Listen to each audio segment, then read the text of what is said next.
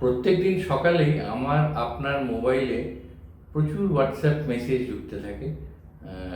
মূলত ওই good morning জানানো, একটু শুভেচ্ছা জানানো মেসেজ আর কি। তো আজকে সকাল সকাল এইরকম একটা হোয়াটসঅ্যাপ মেসেজ পেলাম, একটু অন্য রকমের। হোয়াটসঅ্যাপ মেসেজটা এসেছিল একেবারেই আমার অনুজ প্রতিম, আমরা জানেন খুব সুপ্রসিদ্ধ যে মহেন্দ্রলাল দত্ত ছাতা, তার বর্তমান প্রজন্মের কর্ণধার সুভাষিস দত্তর থেকে। ওখানে তিনজন তরুণের ছবি দেখতে পাচ্ছিলাম, এটা একটা কার্ড মতো করা আছে, ভেতরে কিছু লেখা, আর তারপরে ওর নিজস্ব কিছু লেখা ছিল।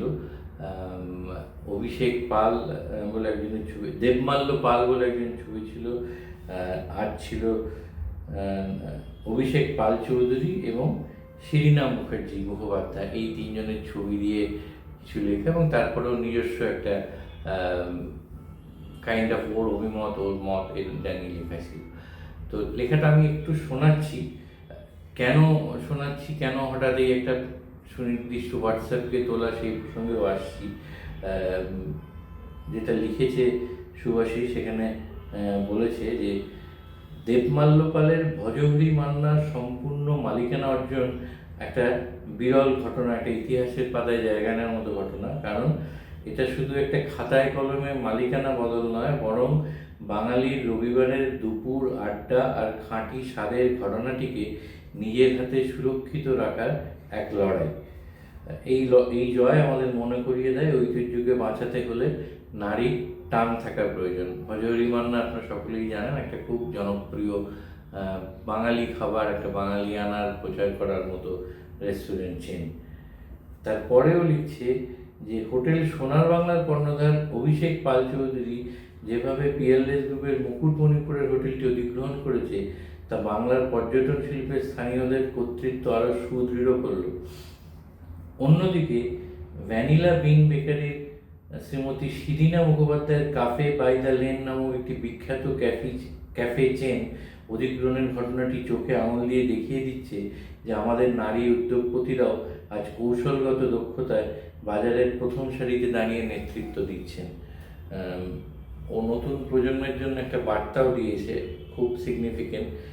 বলছে যে এই প্রতিটি পদক্ষেপ সেই অদৃশ্য দেওয়ালকে গুঁড়িয়ে দিয়েছে যা আমাদের এতদিন সীমাবদ্ধ করে রেখেছিল। আজকের তরুণ বাঙালি উদ্যোগপতিদের কাছে বার্তাটি খুব পরিষ্কার। সফল হওয়ার অর্থ কেবল ব্যবসা দাঁড় করিয়ে তা অন্যের কাছে চড়া দামে বিক্রি করে দেওয়া নয়, বরং সাহস আর কৌশল থাকলে ব্যবসাকে আরও আগ্রাসী করে অন্যের ব্যবসাও নিজের অধীনে আনা সম্ভব।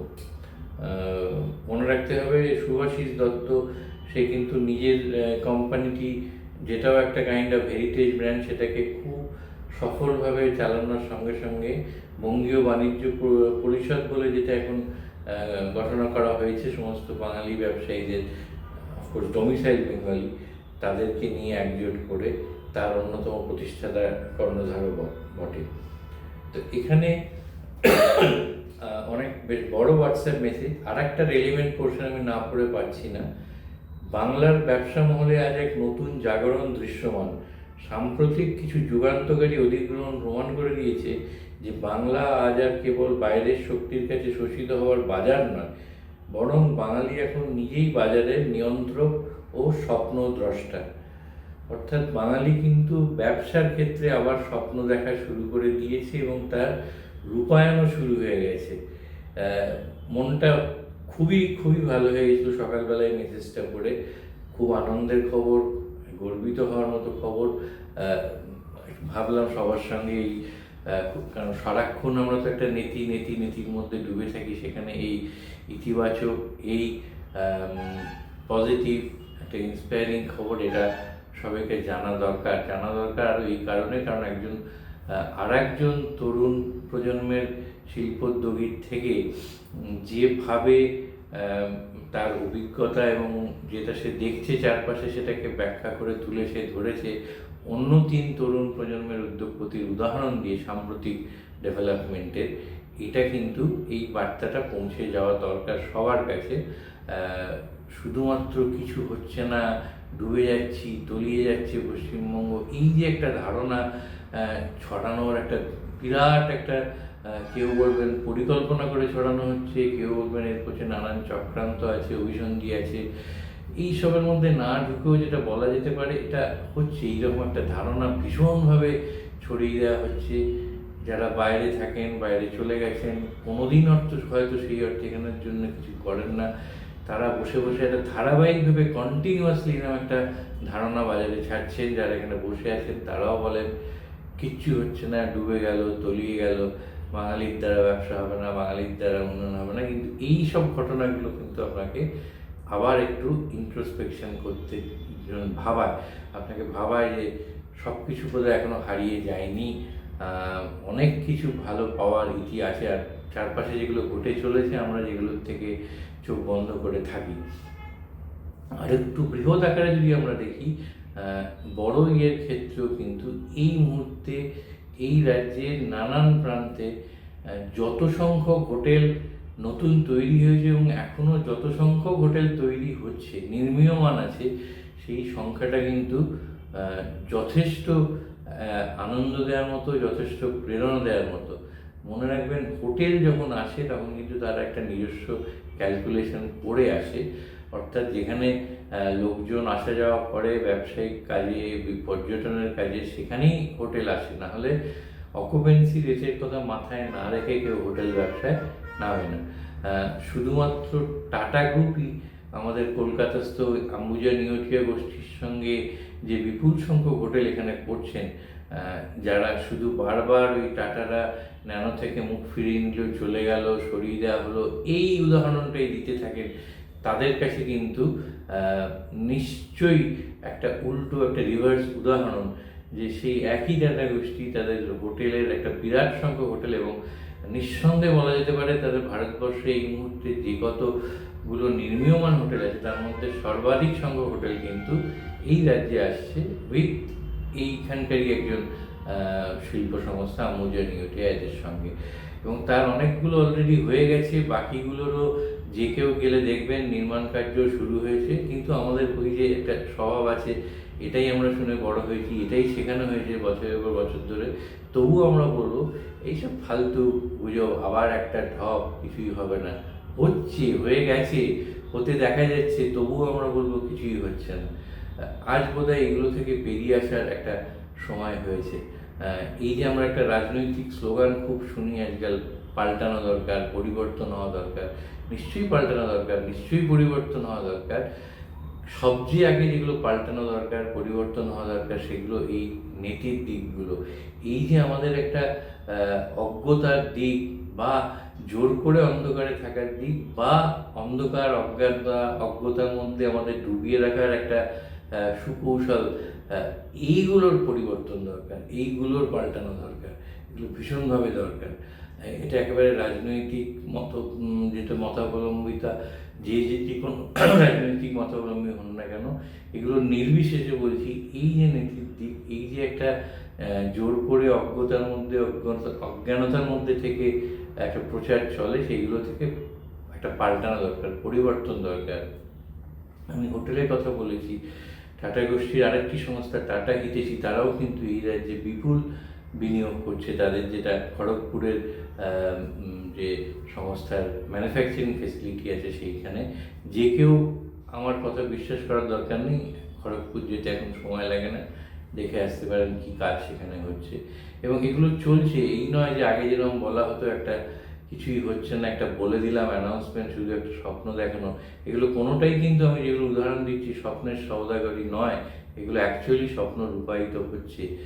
প্রচুর বাঙালি আজ ব্যবসায় নেমেছে, তার কিন্তু হাতে নাতে নিজেদের আশেপাশে বন্ধুবান্ধব, তার বন্ধুবান্ধব, চেনাশোনার মধ্যে দেখলেই বুঝতে পারবেন একটা কিন্তু উদ্যোগ এসছে, স্বপ্ন দেখা শুরু হয়েছে, লোকে ব্যবসায় নামছে, সফলভাবে করছে। ব্যর্থতা তো আছেই, কিন্তু জানবেন একটা এন্টারপ্রেনারশিপের সাফল্য কিন্তু বিচার হয় সে কতবার ব্যর্থ হয়েছে সেটা দেখে। ব্যর্থতাটা কোনো খারাপ জিনিস নয়, যতবার সে ব্যর্থ জানবেন সে ততবার চেষ্টা করেছে, যেটা খুব জরুরি। এই চেষ্টাটা কিন্তু এখন হচ্ছে এখানে, এই রাজ্যেই হচ্ছে, এই শহরেই হচ্ছে। কাজেই আমি আবার বলছি, যারা একেবারে চোখ বন্ধ করে রেখে বা জেগে জেগে ঘুমন এবং বলতে থাকেন এখানে কিছু হচ্ছে না, তারা ভুল বলছেন, পিরিয়ড, ভুল বলছেন। অনেক কিছু হচ্ছে। আপনি ডানকুনি থেকে দিল্লি রোডের স্টেজ ঘুরে বেশি দূর নয়, বৈদ্যবাটি, তারপর তারকেশ্বর, ওই অবধি যান, দেখবেন রাস্তার দুধারে অনেক নতুন শিল্প সংস্থা হয়েছে, পুরনো সংস্থাগুলো রংচং করে হয়েছে, এগুলোতে কাজ হচ্ছে। যে কটা হোটেল হয়েছে, কিছুদিন আগে একটা অন্য কাজে সেই হোটেলগুলো বুক করতে গিয়ে দেখলাম ওই হাই রোডের ওপরের হোটেলগুলো আপনি জায়গা পাবেন না, কারণ কোম্পানিগুলো রাউন্ড দ্য ইয়ার সেগুলো বুকিং রাখে। এবং আমি জানি, বুক করতে গিয়ে একজন বললো আমাদের অনুষ্ঠানে কিন্তু প্রচুর বাইরে থেকে, বিদেশ থেকে লোকজন আসবেন। তখন সেই হোটেলের ম্যানেজার তার খাতা খুলে দেখিয়ে দিলেন, দেখুন ও নিয়ে চিন্তা নেই, আমার হোটেলে আমরা সারা বছর এই যে ফ্যাক্টরিগুলো আছে তাতে প্রচুর বিদেশিরাও আছেন, তাদের জন্য আমরা সেইভাবেই তৈরি, আপনার কোনো অসুবিধা হবে না। এটাও হচ্ছে। আপনি কিছুদিন আগে একটা অন্য কাজে একটা নতুন চালকল রাইস মিল উদ্বোধনের কাজে বীরভূমের দুবরাজপুরে গিয়েছিলাম। সেই যাতায়াতের পথেও দেখলাম ওই রাস্তাটা স্টেজ ঘুরেও রাস্তার দুধারে কিন্তু নতুন নতুন শিল্প গড়ে উঠছে। এগুলো দেখে যদি আপনি খুশি না হন, যদি চোখ বন্ধ করে থেকে বলেন যে কিছুই হচ্ছে না, তাহলে সেটা আপনার জেগে জেগে ঘুমানোরই নামান্তর। সমস্যা কোথায় নেই। কিছুদিন আগে একটা সভা, যেগুলো খুব রাউন্ড টেবিল মতো হচ্ছিল কিছু শিল্পোদ্যোগীদের নিয়ে, সেখানে আরেকজন তরুণ উদ্যোগপতি, ওইটার মডারেট করার দায়িত্বে আমি ছিলাম। তো ওই কথাটা আমি ভুলতে পারছি না, যে ওখানে বাচ্চা ওই তরুণ উদ্যোগপতিটি বলেছিলেন যে দেখুন, আগের সরকারের থেকে এই সরকারি যে নতুন জমানা, এখানে একটা ফান্ডামেন্টাল চেঞ্জ হয়েছে। আগের একটা দীর্ঘ সময়, প্রায় 3.5 দশকের সময় ধরে উদ্যোগপতিদের, ব্যবসায়ীদের একটা ক্লাস এনিমি করে রাখা হতো, অর্থাৎ শ্রেণী শত্রু। সেখানে কিন্তু আজকে ওই শ্রেণী শত্রুটা আর আমরা নই। হয়তো অনেক কিছুর প্রবলেম আছে, এবং উনি বললেন হয়তো সিন্ডিকেট রাজ আছে, টাকা তোলাতুলির ব্যাপার অনেক কিছু আছে, কিন্তু সেইগুলো হ্যান্ডেল করার ক্ষমতা বা দক্ষতা ব্যবসায়ী বা উদ্যোগপতিদের থাকা উচিত নিজেদের মধ্যেই। অন্তত এই যে ফান্ডামেন্টাল চেঞ্জ হয়েছে, এইটাকে কাজে লাগিয়েই আমাদের স্বপ্নটা দেখা উচিত এবং কিছু একটা গড়ে তোলা উচিত। এইগুলো যেটা বলছি এই কারণেই, ওই যে সারাক্ষণ একটা নেতির মধ্যে ডুবে থাকা, নেতি নেতি নেতি, নয় নয় নয়, তার থেকে বেরোনোর, এই কালচারটাকে পাল্টানো, পরিবর্তন করার একটা সময় এসছে। যদি বলেন কি পাল্টানো দরকার, কি পরিবর্তনের দরকার, আমি বলবো এইটাই। আর একটা উদাহরণ দিই, আজকে সকাল থেকে আপনারা হয়তো অনেকে দেখেছেন সমাজ মাধ্যমে খুব ঘুরে বেড়াচ্ছে একটি ভিডিও। কোনো একটি জায়গায় একজন পুলিশের যে স্থানীয় ট্রাফিকের দায়িত্বে ছিলেন, তিনি একটি গাড়ি দাঁড় করিয়ে সেই গাড়িটিকে ইলেকশন ডিউটির জন্য নেওয়ার কথা বলছেন। খুব ভালোভাবে আপনারা মনোযোগ দিয়ে ভিডিওটি দেখবেন। ওখানে কিন্তু ওই যে পুলিশের পদাধিকারী ছিলেন, তার দুর্ব্যবহারের ন্যূনতম লক্ষণও নেই। তিনি কিন্তু তার দায়িত্বটি পালন করছেন মাত্র এইটুকু বলে। আমরা এত বছর ধরে আমরা দেখে এসেছি যে ইলেকশনের সময় গাড়ি নেওয়া হয়, সেটা নেওয়া উচিত কি অনুচিত সেটা একটা আইনের প্রশ্ন, এবং কলকাতা হাইকোর্টের রায়ও আছে, কোনো ব্যক্তিগত মালিকানাধীন গাড়ি যদি সেই মালিক দিতে না চান তাহলে সেটা জোর করে নেওয়া যায় না। কিন্তু যখনই নির্বাচন আসে, তখন নির্বাচন কমিশনের আদেশ ক্রমেই এখন কিন্তু পুরো প্রশাসন নির্বাচন কমিশনের হাতে, এটা মাথায় রাখতে হবে।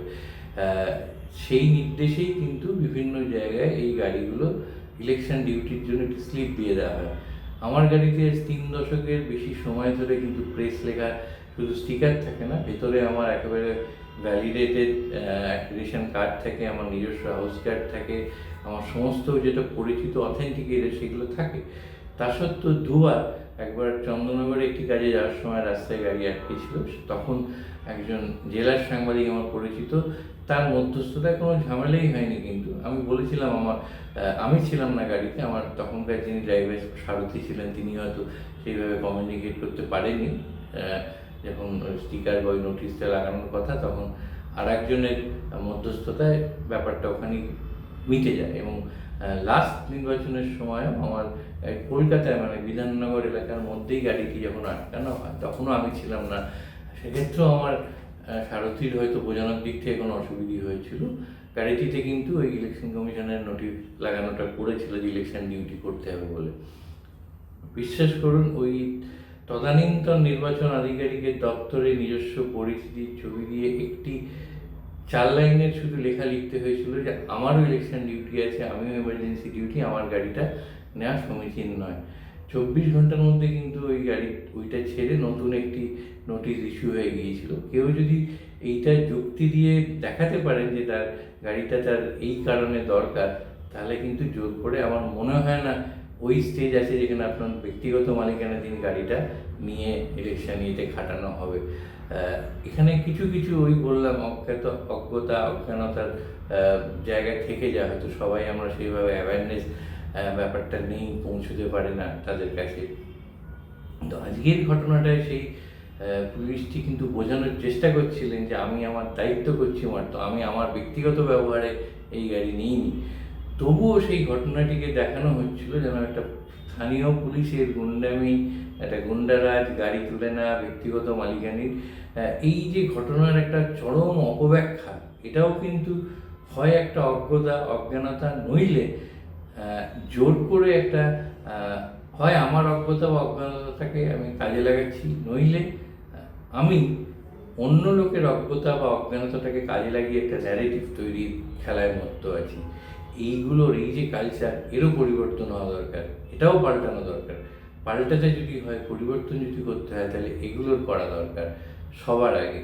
এই কালচার যদি পরিবর্তন, আমাদের মাথায় রাখতে হবে কোন দল এলো গেল সেগুলোর থেকেও আমাদের যেটা বিচার্য যে কে এলে, কোন দল এলে আমাদের ভালো হবে। এবং যেরকম বলা হয় যে কোনো পলিটিক্যাল পার্টিরই তাদের একটা প্রিন্সিপাল পলিটিক্যাল এনিমি ঠিক করতে হয়, তেমনি রাজ্যের ক্ষেত্রে, শহরের ক্ষেত্রেও প্রতিটি ব্যক্তির উচিত সেই রকম একটা প্রিন্সিপাল পলিটিক্যাল এনিমি ঠিক করা। যে ওই যে বলে যে অনেক সময় একটা এমন চয়েস হয়ে যায়, it's a choice between devil and the deep blue sea, সেক্ষেত্রে সমস্যা। কিন্তু না হলে ওই দুটো মধ্যে একটা চয়েস করতে হয়, কোনটা রাজ্যের জন্য ভালো, আমার জন্য ভালো, শহরের জন্য ভালো, এইরকম একটা সিদ্ধান্ত নিতে হয়। মনে রাখবেন, এটা খুব সহজ রাজনীতিকদের উপর দোষ দিয়ে দেওয়া, আমলাদের উপর দোষ দিয়ে দেওয়া, দিয়ে আমরা কিন্তু আমাদের সাধারণ মানুষের মধ্যে যে গলদগুলো আছে সেইগুলো বোধহয় আমরা অতটা সেইভাবে শোধরানোর চেষ্টা করি না। আজকে সকালে অনুজ প্রথম সুভাষিস যে মেসেজটা পাঠিয়েছে, সেই মেসেজে যে ইতিবাচক বার্তা, সেইটা কিন্তু ভাবায়, আমাকে ভাবিয়েছে, আমি নিশ্চিত আপনাদেরও ভাবাবে যে এত পজিটিভ কাজ হচ্ছে, এত ভালো কাজ হচ্ছে, যে তরুণের স্বপ্ন দেখার কথা বলছে, যে তরুণ উদ্যোগপতিরা স্বপ্ন দেখছে। কেন আপনারা সেই স্বপ্ন দেখাটাকে, আমাদেরও তো দায়িত্ব আছে, তারা যখন স্বপ্নটা দেখছেন সেই স্বপ্নটা যাতে সাকার হয়, সার্থক হয়, সেক্ষেত্রে আমাদের প্রত্যেকের যেটুকু ন্যূনতম কর্তব্য সেইটা করি, এই নয় তাকে আরও একটু নিচে নামানোর চেষ্টা করি, একটু দিই না তাকে একটা সদর্থ, একটা ইতিবাচক পরিবেশ পরিস্থিতি করে। সবসময় তো অনেক না না না হলো, একটু আমরা হ্যাঁর দিকে যাই না। একটা গল্প বলে একটা আজকে এটা শেষ করব, যেটা বীরবলের সময়কার গল্প। দেখবেন ওখানে একদিন রাজামশাই খুব যেন বেশি মনোমরা হয়ে হয়েছিলেন। তো কেউ সেই কারণটা খুঁজে পাচ্ছে না যে রাজামশাই কী কারণে এত আপসেট। তো কেউ যখন পাচ্ছে না, তখন বীরবলের ওপর দায়িত্ব যায়। উনি গিয়ে জিজ্ঞেস করেন যে রাজামশাই, আপনার কী অবস্থা, আপনার কি শরীর খারাপ, মন খারাপ, কী হয়েছে? তখন উনি বলেন যে আর বলো না তো, আমি জানো তুমি আমি বেগুন খেতে এত ভালোবাসি, আজকে বেগুনের একটা রান্না খেয়েছিলাম, একটা পদ, সেইটা খাওয়ার পর থেকেই শরীরটা খুব খারাপ। সঙ্গে সঙ্গে বীরবল জবাব দেন তার স্বভাব অনুযায়ী, স্বভাবসিদ্ধ ভঙ্গিতে, যে এটা তো হবেই মহারাজ, আপনি তো বেগুন নামটা কেন হয়েছে, যার কোনো গুণ নেই সেই বেগুন, অতএব আপনি ওটা খাওয়া ছেড়ে দিন। রাজামশাই বললেন তাই নাকি, এটা তো আমার জানা ছিল না, ঠিক আছে তুমি যখন বলছো, কাল থেকে আর আমি বেগুন ছোবো না। উনি বেগুন আর ছুলেন না বেশ কিছুদিন। বেশ কিছুদিন বাদে আমার মনে হলো এইরকম একটা আমার পছন্দের জিনিস ছিল, বেগুনটা আর খাবো না, খেয়ে দেখি অনেক দিন তো হলো। তো উনি আবার ওই যে রয়্যাল খানসামা যাদের বলে বাবুর্চি, তাদের দিয়ে বেগুনের একটা পদ রান্না করে খেয়েছিলেন। তো সেই দিন আবার যখন সভাসদরা আসছেন, সভা বসছে, তখন দেখে রাজামশাই অত্যন্ত উৎফুল্ল, খুশি। তখন এসে বীরবল জিজ্ঞেস করেন, আজকে এক মহারাজকে খুব প্রসন্ন দেখাচ্ছে, উৎফুল্ল দেখাচ্ছে, কী ব্যাপার?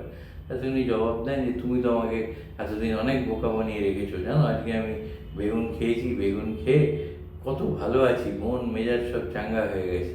তখনও সঙ্গে সঙ্গে স্বভাবসিদ্ধ ভঙ্গিমায় বীরবল জবাব দেন যে মহারাজ, আমি এই বেগুন খেয়ে তো আপনার মন ভালো হবেই, বেগুনের দেখেননি আপনার যেরকম মাথায় মুকুট, বেগুনের মাথায়ও একটা মুকুট আছে, বেগুন তো আনাজের রাজা, বেগুন খেলে তো আপনার একটা সুফল হবেই, মন মেজাজ প্রফুল্ল হবেই। তখন রাজা বলে, এই তো তুমি কিছুদিন আগে আমাকে বলেছিলে যে বেগুন হচ্ছে কোনো গুণ নেই তাই বেগুন, আজকে পুরো 360 ডিগ্রি ঘুরে অন্য কথা বলছো। বীরবল তখন জবাব দেন যে মহারাজ, আমি বেগুনের দাস নই, আমি আপনার দাস। রাজনীতিকরা অনেক সময় এরকম 360 ডিগ্রি ঘুরে দেন, আমি কারোর নাম করতে চাইছি না। আবার যদি বলেন, আজকে যিনি বিরোধী দল, তার কিছু ভিডিও আপনারা দেখবেন, তিনি যখন তৃণমূলে ছিলেন তিনি যে বক্তব্য রেখেছিলেন আবার বিজেপি, নরেন্দ্র মোদী, অমিত শাহ, তাদের কার্যকলাপ, আর এখন উনি যা বলেন, দুটো পাশাপাশি রাখবেন, আপনার ওই বীরবলের গল্প মনে করতে বাধ্য। এর উল্টো উদাহরণও আছে, যারা ওদিক থেকে দিকে এসছেন তাদেরও এরকম অনেক উদাহরণ আপনারা দিতে পারবেন।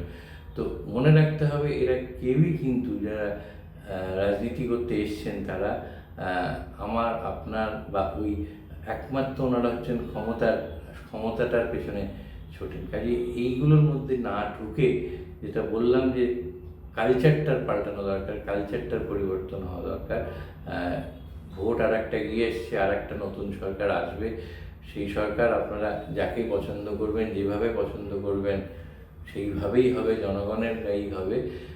কিন্তু আমরা নিজেরা যেন ইতিবাচক থাকি এবং এই যে তরুণ প্রজন্ম, তাদের জন্য এই রাজ্যটাকে, এই শহরটাকে আরেকটু সুন্দর করে তুলতে পারি, এইটা কিন্তু আমাদের মাথায় রাখতে হবে। জেগে জেগে ঘুমানোর দিন শেষ। তরুণরা স্বপ্ন দেখছে, সেই স্বপ্নটাকে পূরণ করার জন্যে যে ন্যূনতম অবদান, কন্ট্রিবিউশন আমাদের থাকা উচিত, আমরা সবাই সেইটুকু করি। শুভাশিসকে ধন্যবাদ জানাবো যে সকাল সকাল একটা খুশির হাওয়া নিয়ে এসেছে, একটা ভালো খবর, খুবই ইতিবাচক খবর, ইন্সপায়ারিং খবর। এই যে ইতিবাচক খবর, অনুপ্রেরণাদায়ক খবর, পজিটিভ খবর, এইটা ছড়িয়ে যাক। কারণ এই নীতিকে কাউন্টার করার একটাই রাস্তা, ইতি ইতি ইতি, অর্থাৎ একটা পজিটিভিটি, একটা পজিটিভ ইয়ে। আজকে এই স্পিরিটেড নোটে শেষ করব, ক্যান্ডিডলি ইয়োর্স। খুব ক্যান্ডিডলি আজকে অনেক কথা আপনাদের কাছে বললাম, রোজই তাই বলতে চাই, আজও বললাম। আপনাদের যদি ভালো লাগে শেয়ার করুন, সাবস্ক্রাইব করুন, লাইক করুন, আর দেখতে থাকুন হেডলাইন্স কলকাতা, হেডলাইন্স বিজনেস, যেগুলো জিও টিভিতে আপনারা লাইভ দেখতে পাবেন, ডেলি হান্টে লাইভ দেখতে পাবেন। নিজস্ব ইউটিউব চ্যানেল তো আছেই, ওয়েবসাইটও আছে। শেয়ার করতে, লাইক করতে, সাবস্ক্রাইব করতে ভুলবেন না। Headlines Kolkata, headlines business. আমরাও কিন্তু চাই বাংলায়ও এই এন্টারপ্রেনারশিপের একটা নবজাগরণ হোক। যে তরুণ প্রজন্মের বাঙালিরা এগিয়ে আসছে, তাদের পথটা মসৃণ হোক বলবো না, যা বাধা বিপত্তি আসবে সেগুলো কাটিয়েই তারা এগিয়ে চলুক, কিন্তু এগিয়ে চলুক। আনন্দ আর ভালোবাসার দীপ্তিতে গড়া সমুজ্জ্বল পরমা, ঠিক তোমারই মতো। শ্যাম সুন্দর কোম্পানি জুয়েলার্স, আগরতলা, উদয়পুর, ধর্মনগর, কলকাতা।